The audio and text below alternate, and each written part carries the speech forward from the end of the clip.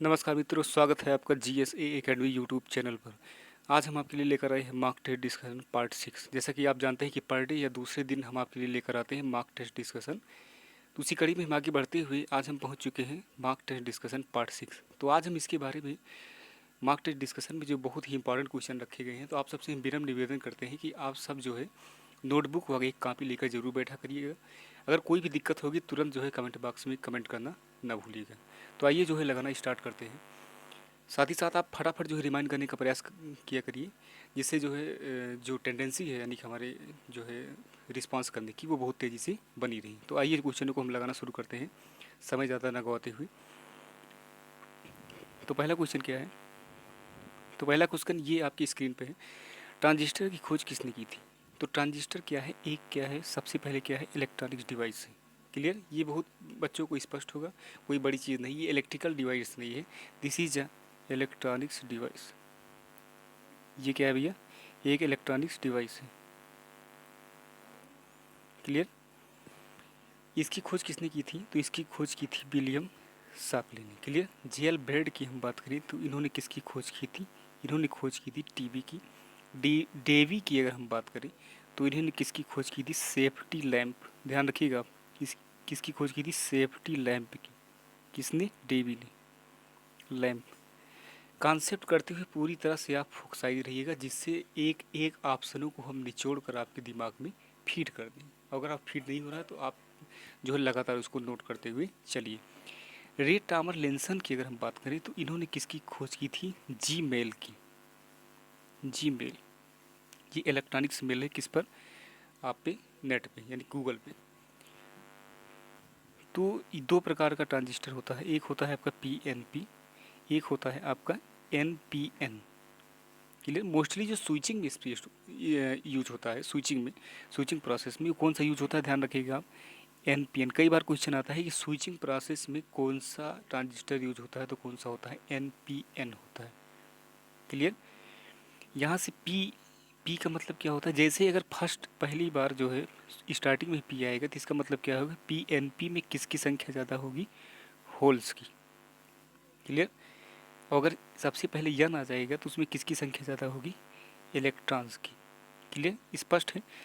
P N P, P N P में सबसे ज़्यादा संख्या किसकी होगी? होल्स की। और एन पी एन में सबसे ज़्यादा संख्या किसकी होगी? इलेक्ट्रॉन्स की। ध्यान रखिएगा आप सब। क्लियर? तो नेक्स्ट क्वेश्चन देखते हैं। ये आपका फिगर से स्पष्ट हो रहा होगा। ये स्विचिंग प्रोसेस में कौन सा यूज होगा? N P N. ये ध्यान रखिएगा, ये कौन सा यूज होगा? N P N, switching process में। और अगर हम इसकी बात करें तो ये आपका है यानी कि पी चैनल, यानी कि ये क्या है? मॉसफेट भी क्या है? एक प्रकार का ट्रांजिस्टर है। ये पी चैनल मॉसफेट है और ये क्या है? N channel MOSFET. तो इतना क्रिटिकल नहीं आएगा, केवल आएगा ट्रांजिस्टर के बारे में, ट्रांजिस्टर की खोज की किसने की और कितने प्रकार का होता है। नेक्स्ट क्वेश्चन देखते हैं। नेक्स्ट क्वेश्चन आपका क्या है? ऑक्सीजन की खोज किस वैज्ञानिक के द्वारा की गई? तो किसके द्वारा की गई है? सर्वप्रथम क्या जानेंगे आंसर, उसके बारे में उसकी डिटेल उसके बाद जो है उसकी डिटेल के बारे में हम अध्ययन करेंगे। तो ऑक्सीजन की खोज किसने की? सीले व प्रीस्टले ने। फिर से डेवी आया, तो डेवी ने किसकी खोज की थी? Safety lamp. जितनी बार आएगा उतनी बार आप क्या करिएगा? रिमाइंड करिएगा। ऑक्सीजन की हम बात करें तो ये क्या है? एक अधातु है। क्लियर? धातु क्या होती है? कि जो इलेक्ट्रॉनों को आसानी से, वे तत्व जो इलेक्ट्रॉनों को आसानी से दे सकते हैं, यानी जिनके पास इलेक्ट्रॉन की बहुलता है, उसे क्या कहेंगे? धातु। और जो इलेक्ट्रॉनों की जिनकी टेंडेंसी क्या है? इलेक्ट्रॉनों को लेने की। क्लियर? यानी कि इसके इलेक्ट्रॉनिक विन्यास को पूर्ण होने के लिए किसकी आवश्यकता है? इलेक्ट्रॉन्स की। तो क्या कहलाएंगे? आधातु। आधातु। क्लियर? अगर हम ऑक्सीजन की बात करें तो इसका इलेक्ट्रॉनिक विन्यास क्या होगा? 2,6। ये 6 इलेक्ट्रॉन तो दे नहीं सकता, बहुत ही क्रिटिकल है। तो इसलिए क्या करेगा? 2 इलेक्ट्रॉन लेगा। लेने के प्रोसेस में क्या कहा जाएगा? आधातु। तो ये क्या है? ऑक्सीजन। ऑक्सीजन है आधातु। क्लियर है? इसके कितने समस्थानिक होंगे? 3। 3 क्या होंगे इसके? समस्थानिक होंगे। इसकी खोज किसने की? सीले व प्रीस्टले ने। अगर हम ऑक्सीजन की बात करें तो 65% मनुष्य के शरीर में सबसे ज़्यादा जो तत्व पाया जाता है उसे क्या कहते हैं? ऑक्सीजन। और मनुष्य के शरीर में सबसे कम क्या पाया जाता है? आयरन। उसका प्रतिशत कितना है? शायद हम पिछली वीडियो में कितना बताए थे, 0.06%, लेकिन ऐसा नहीं, 0.04% है। क्लियर? क्या है? आयरन। तो आयरन की अधिकता से कौन सा रोग हो जाएगा आपका? लौह रोग। और कमी से आप जानते हैं कौन सा रोग हुआ? एनीमिया रोग। आयरन को किससे प्रदर्शित करते हैं? Fe से। इसका परमाणु क्रमांक कितना होगा? 26 होगा। परमाणु क्रमांक कितना होगा? 26 होगा। जंग लगना किसके कारण होता है? आयरन। तो अगर किसी भी धातु पे जंग लग रही है तो इसका भार क्या हो जाएगा? बढ़ जाएगा। इसका भार क्या होगा? बढ़ जाएगा। ध्यान रखिएगा। और जंग लगने की प्रोसेस क्या है? एक रासायनिक क्रिया है। हम एक क्वेश्चन से कई क्वेश्चन को क्लियर करते हुए चल रहे हैं, आप सब ध्यान से सुनिएगा या इसको नोट करते हुए चलिएगा। ये क्या है? एक रासायनिक क्रिया है। जंग लगने की क्रिया में एक भूरा पदार्थ बनता है जो कि उसकी परत को मोटा कर देता है। जो धातु है उसका क्या बोलते हैं? Fe3O4। क्या बोलते हैं इसको? Fe3O4। क्लियर? तो नेक्स्ट क्वेश्चन देखते हैं। नेक्स्ट क्या है? पेट्रोलियम की गुणवत्ता प्रदर्शित किससे होती है? तो पेट्रोलियम की गुणवत्ता किससे प्रदर्शित होगी? ऑक्टेन नंबर से। आप ध्यान रखिएगा, एक होता है इसमें शब्द होता है ऑक्टेन नंबर में, अपस्फोटन। अपस्फोटन जैसा कि नाम से स्पष्ट है, आवाज़, जो अतिरिक्त आवाज़ें आती है इंजन में। आप देखते होंगे कई बार जैसे बहुत लोगों की क्या होती है, मिट्टी तेल डालकर इंजन में जाते हैं तो फटफट की आवाज़ आती है। जो फटफट की आवाज़ होती है इसे क्या बोलते हैं? अपस्फोटन। क्या बोलते हैं? अपस्फोटन। एक ज्वलन ताप होता है, कोई भी अगर वस्तु यानी कि जलेगी तो उसके ज्वलन ताप पर पहुंचने पर ही वो जलना शुरू करेगी। ज्वलन ताप, अगर ज्वलन ताप से पहले ईंधन प्लस वायु ईंधन प्लस वायु जलना शुरू हो जाती है तो उसमें क्या होगी? आवाज़ आएगी। उसमें आवाज़ आएगी और इस आवाज़ को क्या बोलेंगे? अपस्फोटन। अपस्फोटन। क्लियर? तो अगर जो है अपस्फोटन कम है, अपस्फोटन कम है तो ऑक्टेन संख्या क्या होगी? अधिक होगी। ऑक्टेन संख्या क्या होगी? अधिक होगी। क्लियर? और इंजन उतना ही अच्छा होगा, इंजन उतना ही अच्छा होगा जिसकी ऑक्टेन संख्या अधिक होगी। ऑक्टेन संख्या अधिक होगी। क्लियर? तो ये आप देख रहे होंगे, इसके द्वारा हम क्या मापते हैं? अपस्फोटन। इसमें क्या लिखा होगा? इसमें लिखा होगा ऑक्टेन संख्या के बारे में। क्लियर? ये ध्यान रखिएगा, इससे क्या मापते हैं हम? अपस्फोटन यानी कि ऑक्टेन संख्या। तो इसमें सही ऑप्शन क्या हो जाएगा आपका? Octane number. नेक्स्ट क्वेश्चन देखते हैं। नेक्स्ट है आपका, ढलवा लोहे में कार्बन की मात्रा होती है। तो ढलवा लोहे में कार्बन की मात्रा कितनी हो जाएगी? 2 से 2.5%। 2 से 2.5%। तो कार्बन की सबसे अधिक मात्रा जो पाई जाएगी वो आपकी पाई जाएगी किसमें? ढलवा लोहे में। ढलवा लोहे में कार्बन की सबसे अधिक मात्रा इसी में पाई जाएगी। इसीलिए क्या होता है, ये अधिक कठोर व भंगुर होता है। कई बार क्वेश्चन पूछता है कि कौन सा लोहा अधिक कठोर व भंगुर होता है, तो कौन सा होगा? ढलवा लोहा। ढलवा लोहा कहने का मतलब ये क्या है? सबसे निम्न स्टेज है लोहे की, सबसे निम्न स्टेज। अगर एक लोहा है तो ये क्या हुआ? ज़मीन से निकाला गया है, यानी कि इसको ढाल दिया गया है। जिस शेप में हमें क्या बदलना है उसको ढाल दिया गया। उसके बाद क्या होगा? इसकी पिटाई होगी, इसे पीटा जाएगा। तो जब पीटा जाएगा तो इसकी शुद्धता क्या हो जाएगी? बढ़ जाएगी। जो मोस्टली यूज होता है वो कौन सा लोहा यूज होता है? पीटवा लोहा। पीटवा। क्लियर? तो सबसे ज़्यादा कार्बन की प्रतिशतता किस में पाई जाएगी? ढलवा लोहा में। कितना पाई जाएगी? 2 से 2.5%। उसके बाद जो लोहा होगा वो होगा शुद्ध लोहा। और शुद्ध लोहा किसे बोलते हैं? ध्यान रखिएगा आप, शुद्ध लोहा किसे बोलते हैं? पीटवा लोहा को। पीटवा लोहा को क्या बोलते हैं? शुद्ध लोहा। इसमें कार्बन की प्रतिशतता जो होगी वो 0.12 से 0.25% के मध्य होगी, किसमें, जो शुद्ध लोहा होता है। इसी लोहे को, यदि लोहे को लोहा प्लस कार्बन को मिला दिया जाए तो क्या बनेगा, इस्पात, यानी कि स्टील बनेगा। स्टील, इस स्टील में क्या होता है, आप ध्यान रखिए कि NiC, ये ट्रिक है। NiC का मतलब क्या होता है, स्टील। इसमें क्या होगा, निकेल होगा, आयरन होगा, और क्या होगा, क्रोमियम होगा, और क्रोमियम होगा। यदि हम क्रोमियम की बात करें, इसमें जो क्रोमियम पाया जाता है वो पाया जाता है 15%। क्लियर। तो इस्पात में कार्बन का प्रतिशत कितना पाया जाएगा, ये आपका होगा 0.25 से 1.52%। किसमें पाया जाएगा, इस्पात में, स्टील में। नेक्स्ट क्वेश्चन देखते हैं। वात्या भट्ठी में आयरन ऑक्साइड उपचयित होता है, किसमें उपचयित होता है, सिलिका में। ध्यान रखिएगा। तो वात्या भट्ठी का उपयोग क्यों किया जाता है, वात्या भट्ठी का उपयोग आयरन व स्टील को, सॉरी, आयरन व इस्पात को क्या करने के लिए किया जाता है, संरक्षण करने के लिए, यानी किसको शुद्ध करने के लिए किसका प्रयोग किया जाएगा, निष्कर्षण या सांद्रीकरण। इसको क्या बोलेंगे, निष्कर्षण आयरन या इस्पात की निष्कर्षण व सांद्रीकरण के लिए किसका प्रयोग किया जाएगा, वात्या भट्ठी का। सांद्रीकरण के लिए किसका प्रयोग किया जाएगा, वात्या भट्ठी का। ये क्या होगी, 25 से 60 मीटर की ऊंचाई की होती है वात्या भट्टी आपकी। सही ऑप्शन क्या होगा, वात्या भट्टी में आयरन ऑक्साइड उपचयित होता है सिलिका में। सिलिका का सूत्र क्या हो जाएगा, SiO2। नेक्स्ट क्वेश्चन देखते हैं।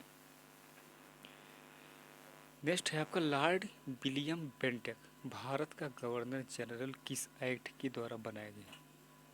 बहुत ही इंपॉर्टेंट है क्वेश्चन है, किस एक्ट के द्वारा बनाया गया, 1800 चार्टर एक्ट 1833।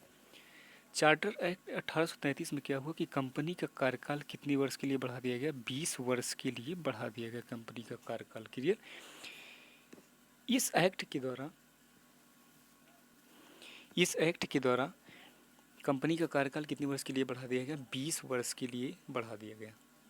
और इस एक्ट में अब जो भारत का शासन है वो केंद्रीकृत कर दिया गया। भारत का शासन क्या हो गया, केंद्रीकृत हो गया। ठीक, भारत का शासन क्या हो जाएगा, सेंट्रलाइज हो जाएगा, सेंट्रलाइज। और अब क्या होगा कि बंगाल का गवर्नर जनरल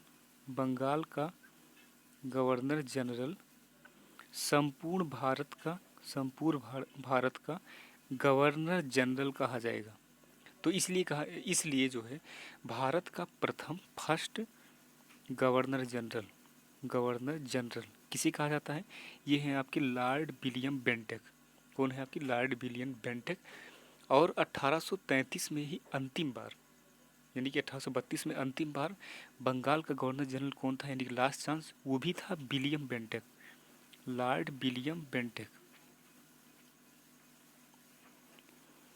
सन 1829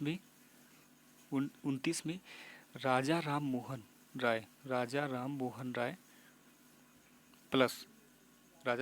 राय व लॉर्ड विलियम बेंटिक ने, इन्होंने क्या, जब ये इनका कार्यकाल कहाँ पे था, बंगाल में, इन्होंने मिलकर सती प्रथा को ख़त्म किया।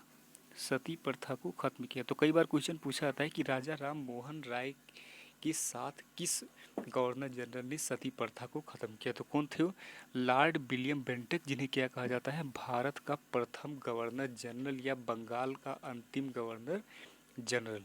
इन्हीं के शासन काल में ही, यानी कि जब ये बंगाल में गवर्नर जनरल थे तब सती प्रथा को ख़त्म किया गया। उसके पहले सती प्रथा को ख़त्म करने का जो कार्य कर चुकी थी वो थे अकबर। कौन कार्य कर चुके थे, अकबर। और सन 1833 जो चार्टर एक्ट आया, इसमें साथ ही साथ जो है 1833 के चार्टर एक्ट में लॉर्ड मैकाले की अध्यक्षता में, लॉर्ड मैकाले जिन्होंने क्या किया था, अंग्रेजी शिक्षा को अनिवार्य कर दिया था। लॉर्ड यानी अंग्रेजी शिक्षा अगर आज हमारे भारत में बहुत तेज़ी से संपन्न हुआ चल रही है, उसकी वो किसकी देन है? वो है लॉर्ड मैकाले की देन। यानी कि सर्वप्रथम अंग्रेजी शिक्षा को अनिवार्य या स्टार्ट करने वाले कौन थे? वो थे आपके लॉर्ड मैकाले। तो लॉर्ड मैकाले की अध्यक्षता में प्रथम विधि आयोग का गठन किया गया। प्रथम, कई बार क्वेश्चन पूछा जाता है कि किस चार्टर एक्ट के द्वारा प्रथम विधि आयोग का गठन किया गया। तो प्रथम विधि आयोग का गठन किया गया 1833 चार्टर एक्ट के द्वारा। क्लियर है इतना? अब हम नेक्स्ट क्वेश्चन चलते हैं। एक बार फिर से रिवाइंड करते हैं। तो भारत के प्रथम गवर्नर जनरल कौन थे? Lord William Bentinck. और बंगाल के अंतिम गवर्नर जनरल कौन थे? Lord William Bentinck. 1833 charter act में के द्वारा ये बने, 1833 चार्टर एक्ट के द्वारा बने। इस समय जो बंगाल के गवर्नर जनरल थे उन्हें भारत का संपूर्ण गवर्नर जनरल कहा जाने लगा। यानी कि अब जो सारे का सारा शासन जो आधिपत्य में आएगा, अंडर में आएगा, किसके अंडर में आएगा? वो आएगा लॉर्ड विलियम बेंटिक के अंतर्गत। और इसी समय जो है विधि आयोग, प्रथम विधि आयोग का गठन हुआ कब? 1833 चार्टर एक्ट के द्वारा, जिसमें उसकी अध्यक्षता किसने की? उसकी अध्यक्षता की आपकी लॉर्ड मैकाले, जिन्होंने अंग्रेजी शिक्षा को जरूरी यानी कि इम्पॉर्टेंट या लागू करने वाले प्रथम व्यक्ति थे, यानी कि जो अंग्रेज थे। नेक्स्ट क्वेश्चन देखते हैं। नेक्स्ट है आपका कि 1916 में 32वें कांग्रेस अधिवेशन जो कि लखनऊ में हुआ था, की अध्यक्षता किसने की थी? 1916 का जो कांग्रेस अधिवेशन हुआ था वो कहाँ पे हुआ था? आपका लखनऊ में। उसकी अध्यक्षता किसने की थी? अंबिका चरण मजूमदार ने। क्लियर? अगर हम एनी बेसेंट की बात करें तो 1917 कलकत्ता अधिवेशन, 1917 कलकत्ता अधिवेशन एक कांग्रेस अधिवेशन जिसे बोलते हैं, वो कहाँ पे हुआ? कलकत्ता में। इसलिए उसे क्या बोला जाने लगा? कलकत्ता अधिवेशन। 1917 कलकत्ता अधिवेशन की अध्यक्षता किसने की? एनी बेसेंट ने। लेकिन ये क्या थी? विदेशी थी, एनी बेसेंट ने। क्वेश्चन क्या पूछेगा कि प्रथम महिला कांग्रेस अध्यक्ष, सॉरी, प्रथम महिला कांग्रेस अध्यक्ष कौन थी? तो सीधे क्वेश्चन पूछे कौन हो जाएंगी? आपकी एनी बेसेंट। उसके बाद 1925 कानपुर अधिवेशन, कांग्रेस अधिवेशन जो कि कहाँ पे हुआ? कानपुर में। उसकी अध्यक्षता किसने की? सरोजिनी नायडू जी ने। अब ये क्वेश्चन पूछेगा कि भारत की प्रथम भारतीय महिला कांग्रेस अध्यक्ष कौन थी? तो कौन हो जाएंगी? सरोजिनी नायडू। अगर पूछेगा प्रथम महिला अध्यक्ष कौन थी, तो आपकी 1917 में जो कि कलकत्ता अधिवेशन में जिसकी अध्यक्षता की थी कि कौन थी? Annie Besant. 1917 में एनी बेसेंट और 1925 कानपुर अधिवेशन में सरोजिनी नायडू। क्लियर? जो कि भारत की प्रथम राज्यपाल थी। ये स्पष्ट ही आपका, ये हो जाएगा आपका। उसके बाद अगर हम बात करें बेमोस चंद बनर्जी, जो कि 1885 प्रथम कांग्रेस अधिवेशन कहाँ पे हुआ? बम्बई में, जो कि मुंबई कहा जाता है, बम्बई में। प्रथम कांग्रेस अधिवेशन कहाँ पे हुआ? 1885 बम्बई में। उसकी अध्यक्षता किसने की? बेमोस चंद बनर्जी ने। पुरुषोत्तम दास टंडन की अगर हम बात करें तो 57वां और अंतिम जो 1950 में 1950 में जो अंतिम कांग्रेस अधिवेशन था, अंतिम कांग्रेस अधिवेशन था, कहाँ पे हुआ था? ये आपका हुआ था नागपुर में। कहाँ पे हुआ था आपका?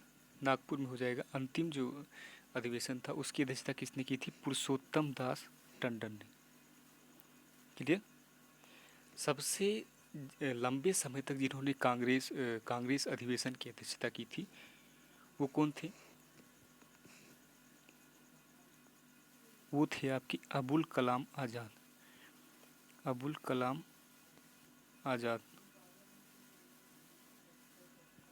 क्लियर? ये आपके हो जाएंगे अबुल कलाम आज़ाद। वो कौन सा अधिवेशन था? ये अधिवेशन था आपका रायगढ़ में। ये अधिवेशन आपका कहाँ का था? रायगढ़ में 1940 में। क्लियर? अबुल कलाम आज़ाद थे क्या? आज़ाद भारत के प्रथम शिक्षा मंत्री। 1947 में जो कैबिनेट की बैठक हुई थी उसमें क्या बनाए गए थे? शिक्षा मंत्री अबुल कलाम आज़ाद।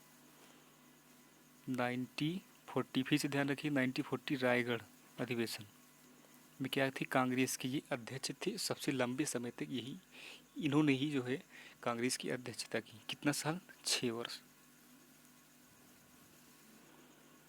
क्लियर। अगर हम बात करें, गांधी जी ने एकमात्र कांग्रेस की अध्यक्षता की, कांग्रेस अधिवेशन की अध्यक्षता थी कि वो कहाँ पे थी, कर्नाटक में कि बेलगाम में, कर्नाटक के बेलगाम में। तो किस सन में की, 1924 में, वो भी सुभाष चंद्र बोस जी के कहने पर 1924 में बेलगाम अधिवेशन। बेलगाम कहने का मतलब क्या है कि कांग्रेस अधिवेशन कहाँ का, बेलगाम में। 1924 में महात्मा गांधी जी ने कांग्रेस की अध्यक्षता की, महात्मा गांधी जी ने। क्लियर। तो कई क्वेश्चन हमने यहाँ से क्लियर कर दिया। अब हम नेक्स्ट क्वेश्चन देखते हैं। तो यहाँ पे सही ऑप्शन क्या हो जाएगा आपका, अंबिका चरण मजूमदार। तो आप फिगर में देख भी रहे होंगे, ये है क्या है, अंबिका चरण मजूमदार। कांग्रेस लखनऊ अधिवेशन में इसकी अध्यक्षता के समय हस्ताक्षर करने वाले जो शख्स नजर आ रहे हैं, ये कौन है आपके, अंबिका चरण मजूमदार। नेक्स्ट क्वेश्चन देखते हैं। नेक्स्ट है आपका, तराइन की द्वितीय विश्व युद्ध में विजेता कौन है। तो कौन हो जाएगा, मोहम्मद गोरी। तराइन का प्रथम युद्ध कब हुआ, 1191 में। क्लियर। इसमें पृथ्वीराज चौहान ने मोहम्मद गोरी को हराया, मोहम्मद गोरी को। क्लियर। फिर उसके बाद एक ही वर्ष बाद 1192 में तराइन का द्वितीय युद्ध हुआ, तराइन का द्वितीय युद्ध हुआ, जिसमें मोहम्मद गोरी ने, आप सब ध्यान से सुनते रहिएगा, साथ ही साथ क्या करिएगा, नोट करते हुए चलिएगा, जिससे पूरा कॉन्सेप्ट क्या रहे आपका, क्लियर रहे। मोहम्मद गोरी ने पृथ्वीराज चौहान को हराया। क्लियर। तो तराइन की द्वितीय युद्ध में विजेता कौन है, मोहम्मद गोरी। तराइन के प्रथम युद्ध में विजेता कौन है, पृथ्वीराज चौहान। प्रथम युद्ध में ये विजेता थे, पृथ्वीराज चौहान। नेक्स्ट क्वेश्चन देखते हैं। नेक्स्ट क्या है, तीनों गोलमेज सम्मेलन में किसने भाग लिया। तो तीनों गोलमेज सम्मेलन, पहला गोलमेज सम्मेलन 1930 में, द्वितीय गोलमेज सम्मेलन 1931, तृतीय गोलमेज सम्मेलन 1932। क्लियर। प्रथम गोलमेज सम्मेलन यानी ब्रिटेन के प्रधानमंत्री मैकडोनाल्ड के समय, मैकडोनाल्ड की जो अध्यक्षता में स्टार्ट हुआ, मैकडोनाल्ड, ब्रिटेन के प्राइम मिनिस्टर मैकडोनाल्ड की अध्यक्षता में 1930 में प्रथम गोलमेज सम्मेलन स्टार्ट हुआ। क्लियर। तृतीय यानी कि तीनों गोलमेज सम्मेलन में किसने भाग लिया था, दलितों की तरफ से जो प्रमुख बनाए गए थे, वहाँ पे पार्टिसिपेट करने के लिए गए थे, वो गए थे डॉक्टर भीमराव अंबेडकर। तीनों गोलमेज सम्मेलन में इन्होंने ही भाग लिया था। और महात्मा गांधी जी ने द्वितीय गोलमेज सम्मेलन 1931 में जो हुआ था, इसमें भाग लिया था। और इसी 1931 4 मार्च 1931 में गांधी इरविन पैक्ट हुआ था, गांधी इरविन समझौता हुआ था। गांधी इरविन समझौता में इरविन जी ने, जो गवर्नर जनरल थे इरविन, उन्होंने क्या कहा था कि आप सविनय अवज्ञा आंदोलन वापस ले लीजिए, सविनय अवज्ञा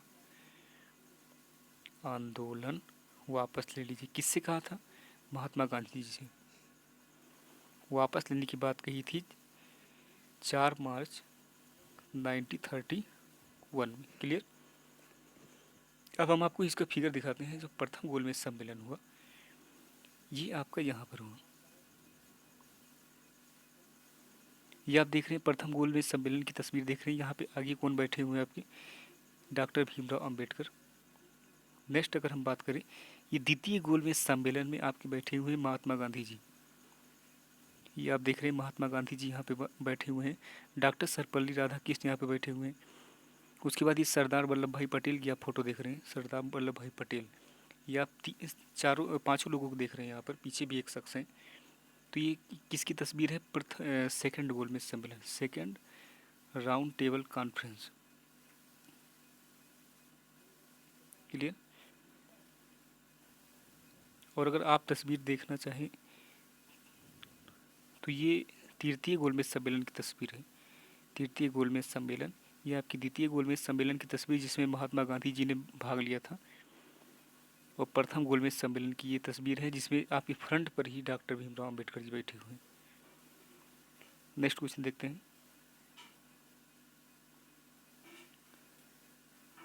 निम्नलिखित में से कौन grand old man of India के नाम से जाने जाते हैं? तो ये क्वेश्चन क्या हो जाएगा आपका, ऑप्शन क्या हो जाएगा सही?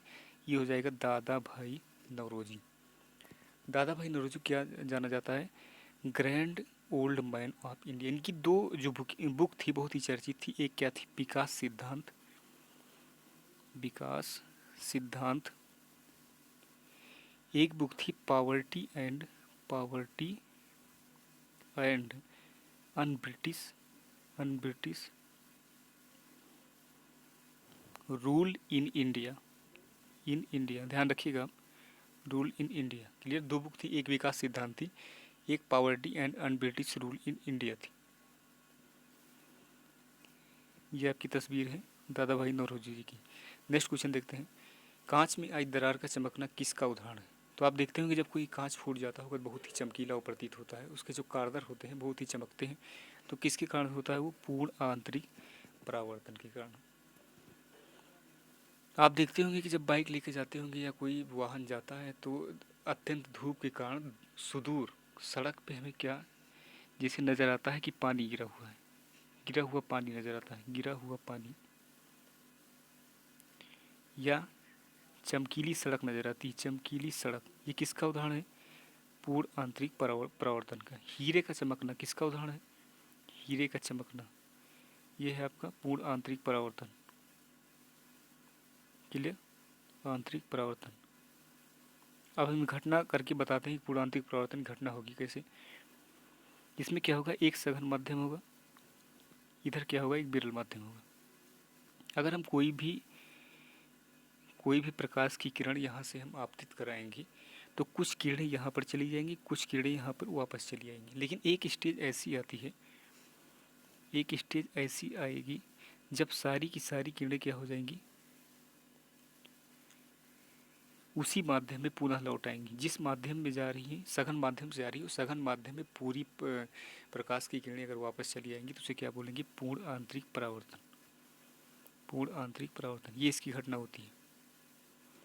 इसमें क्या होता है? एक कोण ऐसा होता है, अगर हम इस एंगल को लगातार बढ़ाते हुए चले जाएं, ऐसे लेके चलेंगे, ऐसे लेके चलेंगे, तो एक घटना ऐसी आएगी जिसमें क्या होगी कि जो परावर्तित किरण है वो आपकी समकोण पर हो जाएगी। परावर्तित किरण क्या हो जाएगी? समकोण पर। तो इस एंगल को क्या बोलेंगे? क्रांतिक कोण। क्लियर? पूर्ण आंतरिक परावर्तन के लिए क्या होना चाहिए कि माध्यम सघन व विरल होना चाहिए। सघन व विरल यानी जो प्रकाश की तरंग जाएगी वो सघन से विरल में जाएगी, सघन व विरल होना चाहिए। दूसरी घटना क्या है कि आपतन कोण का जो मान होगा वो अधिक होगा क्रांतिक कोण की। अब क्रांतिक कोण क्या होगा? क्रांतिक कोण वह कोण है जिस पर अपवर्तित किरण समकोण बनाती है। क्लियर? वह कोण क्या कहलाएगा? क्रांतिक कोण। नेक्स्ट क्वेश्चन देखते हैं। नेक्स्ट है आपका सबसे निम्न कोट का कोयला है। तो सबसे निम्न कोट का कोयला कौन सा हो जाएगा? आपका पीट कोयला। 50 से 60% इसमें कार्बन पाया जाएगा। जिसमें कार्बन की मात्रा सर्वाधिक है वो उतना ही अच्छे से कोयला क्या होगा? जलेगा। तो अगर हम बात करें सबसे शुद्ध कोयला किसे माना जाता है, वो होता है आपका एंथ्रासाइट। एंथ्रासाइट। क्लियर? एंथ्रासाइट क्या होता है? सबसे उच्च कोटि का कोयला माना जाता है। भूरा कोयला क्या होता है आपका?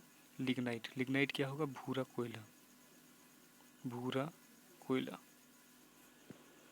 तो अगर हम बात करें एंथ्रासाइट की तो इसमें कार्बन का जो प्रतिशतता पाई जाएगी वो 90 से 98% इसमें क्या पाया जाता है? कार्बन। इसलिए क्या होता है? ये शुद्ध कोयला बोला जाता है। कार्बन का सबसे उच्च कोटि कौन सा है? सॉरी, कोयले का वो क्या है? एंथ्रासाइट। बिटुमिनस की बात करिए, क्या कहलाएगा आपका? घरेलू कोयला। घरेलू कोयला। सीधे तौर पर ज़मीन से जो निकलता है वो आपका हो जाएगा बिटुमिनस। बिटुमिनस। नेक्स्ट क्वेश्चन देखते हैं। नेक्स्ट है आपका प्रत्येक कोशिका को ऑक्सीजन की पूर्ति करना व कार्बन डाइऑक्साइड को लेकर आना। किसका कार्य है ये आप जानते होंगे, आरबीसी का कार्य है।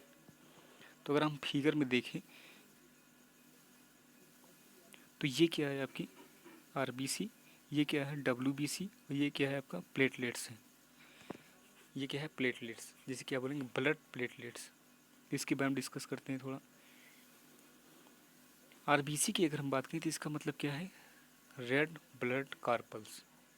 क्लियर, रेड ब्लड कार्पल्स 20 से 120 दिन इसका क्या होगा आयु काल, जीवन काल कितना हो 20 से 120 दिन जीवन काल। क्लियर।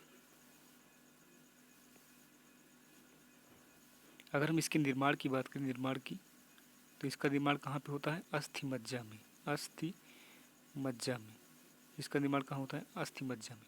ये क्या करेगा, ऑक्सीजन को सेल्स में लेकर जाएगा और किसको लेकर आएगा, कार्बन डाइऑक्साइड को। और हीमोग्लोबिन के कारण ये किस रंग का दिखेगा, लाल रंग का। हीमोग्लोबिन के कारण, ग्लोबिन के कारण।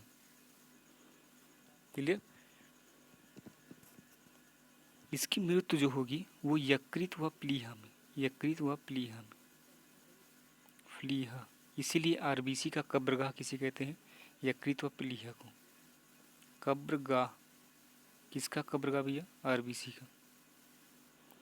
नेक्स्ट अगर हम देखें डब्ल्यूबीसी, वाइट ब्लड कार्पल्स, यानी जो प्रतिरोधन क्षमता होगी किसी भी व्यक्ति की वो किसके कारण होगी, वाइट ब्लड कार्पल्स, श्वेत रुधिर कणिका के कारण। श्वेत रुधिर कणिका का जो जीवन काल होता है वो आपका होता है 2 से 4 दिन, 2 से 4 दिन।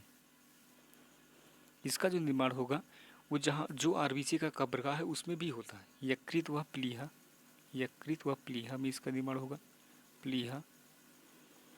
और अस्थि मज्जा, अस्थि मज्जा में भी।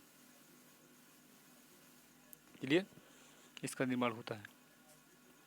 इसका एक और नाम है ल्यूकोसाइट, ल्यूकोसाइट्स किसका नाम है, डब्ल्यूबीसी का। ध्यान रखिएगा आप सब। नेक्स्ट अगर हम बात करें इसमें एक और आपका कणिका हो जाएगी, वो कौन सी होगी आपकी, की हो जाएगी आपको ब्लड प्लेटलेट्स, जो कि प्रीवियस में हमने चर्चा की, ब्लड प्लेटलेट्स। ब्लड प्लेटलेट्स या इसे क्या बोलते हैं, थ्रोमो थ्रो थ्रोमोबाइट्स, थ्रोमोबाइट्स, थ्रोम्बोसाइट्स, सॉरी थ्रोम्बोसाइट्स भी बोलते हैं इसे। क्लियर। इसका कार्य क्या होता है, रक्त का थक्का किसके कारण जमता है, इसी के कारण। इसमें एक प्रोटीन होता है फ्राई ब्रिनोजन, ब्रिनोजन।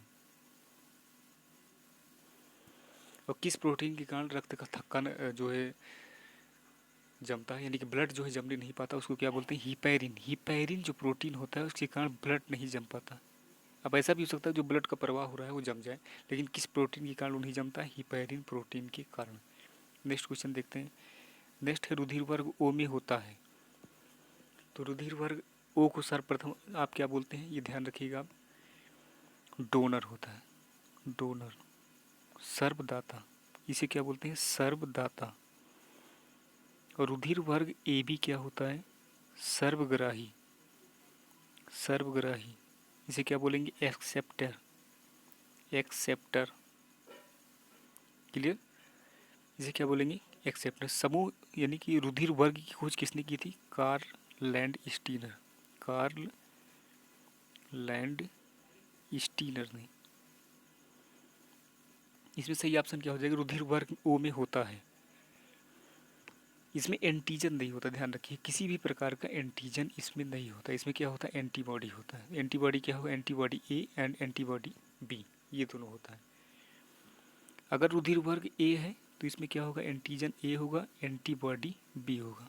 रुधिर वर्ग अगर बी है तो इसमें एंटीजन बी होगा और आपका जो है एंटीबॉडी ए होगा। एकदम रिवर्स होगा, ध्यान रखिएगा। रुधिर वर्ग जो है वही एंटीजन होगा। और रुधिर वर्ग यदि ए बी है तो इसमें एंटीजन ए एंड बी होगा, एंटीबॉडी कुछ नहीं होगा इसमें। एंटीबॉडी किस में नहीं होता है, रुधिर वर्ग ए बी में।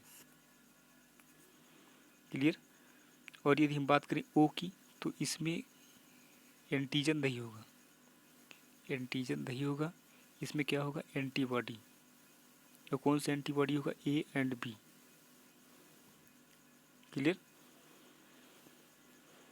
एक होता है इसमें RH फैक्टर। RH फैक्टर के तहत ही डॉक्टर चेक करते हैं कि किसको ब्लड देने लायक है किसको नहीं। RH फैक्टर की खोज किसने की थी कार्ल लैंड स्टीनर ने। इन्होंने किसकी खोज की थी समूह की लैंड स्टीनर व वीनर, लैंड स्टीनर व वीनर ने। क्लियर। अब हम फिगर देखने का प्रयास करते हैं। तो फिगर अगर आप देखेंगे तो यहाँ पे क्या हो जाएगा group A and B, AB antigen इसमें A होगा, यानी कि ग्रुप A में, ग्रुप B में एंटीजन क्या होगा B होगा, ग्रुप AB में एंटीजन A एंड B दोनों होगा, ग्रुप O में एंटीजन कुछ नहीं होगा। एंटीबॉडी की अगर हम बात करें तो A का उल्टा क्या है B, तो यहाँ पे एंटीबॉडी क्या होगा B। और ग्रुप B की अगर हम बात करें तो यहाँ पे क्या होगा एंटीजन तो B होगा लेकिन एंटीबॉडी A होगा। AB की हम बात करें तो एंटीजन AB होगा और एंटीबॉडी कुछ नहीं होगा। क्लियर। नेक्स्ट क्वेश्चन देखते हैं। नेक्स्ट है आपका टिंडल प्रभाव का कारण है। तो ये किसका कारण हो जाएगा प्रकाश का प्रकीर्णन। आप देखते हो कि अगर हम किसी भी पानी पर जो है टॉर्च लाइट मारते हैं तो उस पर क्या होता है एक शंक्वाकार आकृति बन जाएगी। शंक्वाकार आकृति क्यों बनेगी इसके बारे में हम बताते हैं। छोटे छोटे जो कण होते हैं, छोटे छोटे कण चाहे वायु में हो चाहे आपके कोहरे में हो, तो जब इस पर लाइट पड़ेगी तो कण के द्वारा इनका क्या होगा अपवर्तन होगा, थोड़ा सी ये बेंट होगी। बेंट का मतलब किरणें झुकेंगी, तो जब झुकेंगी तो इस प्रकार से हो जाएंगी। इसे क्या बोलेंगे शंक्वाकार। शंक्वाकार यानी कि प्रकाश की किरणों का शंक्वाकार हो जाना किसका कारण है टिंडल प्रभाव। टिंडल प्रभाव। और टिंडल प्रभाव किस कारण से होता है, ये होता है प्रकाश की प्रकीर्णन के कारण। प्रकाश की प्रकीर्णन के कारण। नेक्स्ट क्वेश्चन देखते हैं। नेक्स्ट है आभूषण बनाने के लिए कितने कैरेट सोने का प्रयोग किया जाता है। तो सही ऑप्शन क्या है इसमें 22 कैरेट सोने का प्रयोग किया जाता है। शुद्ध जो पूरी तरह से शुद्ध सोना कौन सा होता है वो क्या होगा आपका 24 कैरेट सोना। 24 कैरेट। क्लियर। नेक्स्ट क्वेश्चन देखते हैं। तो टोटल कितने क्वेश्चन थे 16। तो आप इसको क्या करिएगा अच्छे से पूरी तरह से नोट्स बना लीजिएगा, फिर से इसे रिमाइंड करके वीडियो को पॉज करते हुए देखिएगा। कोई भी यदि दिक्कत होती है आप कमेंट ज़रूर करिएगा। और फिर से हम आपसे रिक्वेस्ट करते हैं आप हमारे चैनल को लाइक शेयर सब्सक्राइब करना बिल्कुल न भूलें। धन्यवाद।